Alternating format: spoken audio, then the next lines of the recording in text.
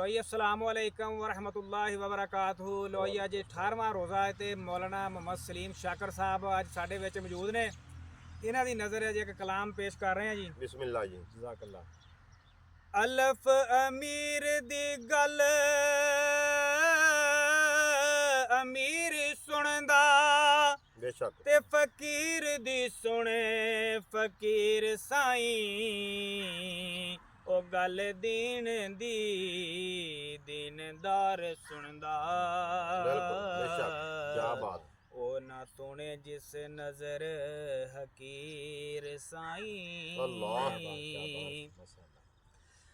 ओथे हक हक फैसले होणगे जी फड़न उसे नू जेदी तकसीर बिल्कुल साईं। बिल्कुल ओ तोबा बाज ना बख्शिशां होण ताहर ओ दुधां बाज ना रजदी आहा, खीर क्या बात, साईं।